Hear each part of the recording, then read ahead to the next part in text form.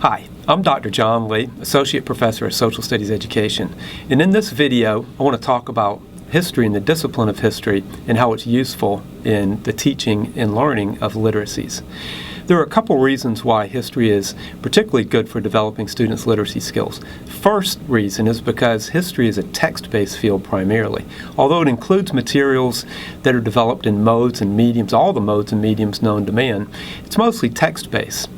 So everything that's happened in the past, everything that's been produced in the past is used in history when we study history. Think about it.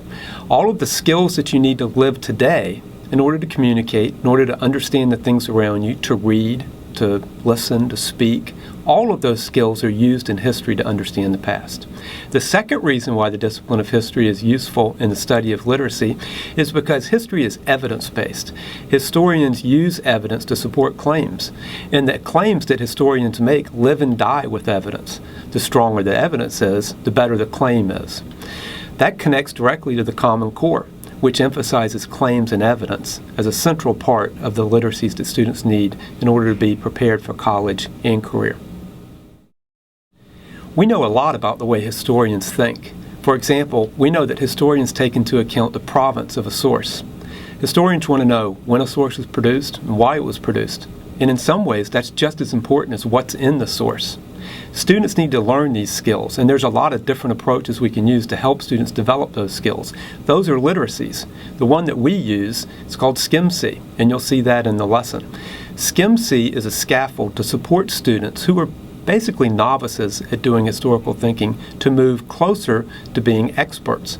The Skim C process includes 5 processes: summarizing, contextualizing, inferring, monitoring, and corroborating. The Skim C process supports our inquiry-based disciplinary literacy process. In fact, it supports it very well. Skim C is initiated when a student has a question, and inquiry begins with a question.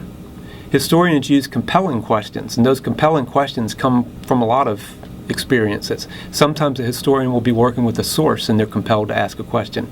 Other times it's just something that they know about the past that gets them interested in knowing more. It could even be something that's around us in the world that we're living in today that results in a question. With a good and a compelling question in place, then historians begin the process of inquiry.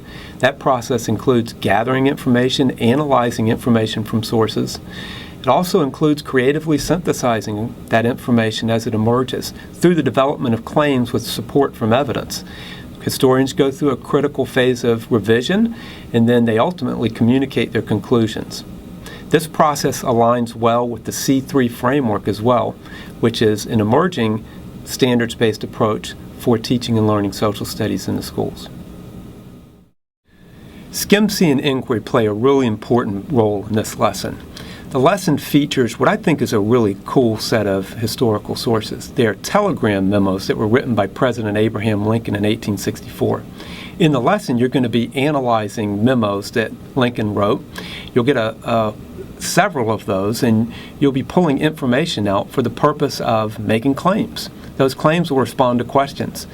There'll be compelling questions in the way that historians pose compelling questions. We'll give you a model of a question and then give you some different approaches to ask questions yourself.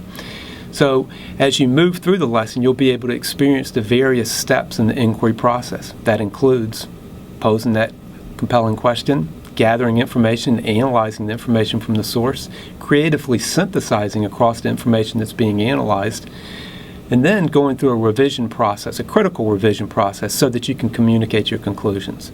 The lesson is available below. We hope you enjoy it. Thank you.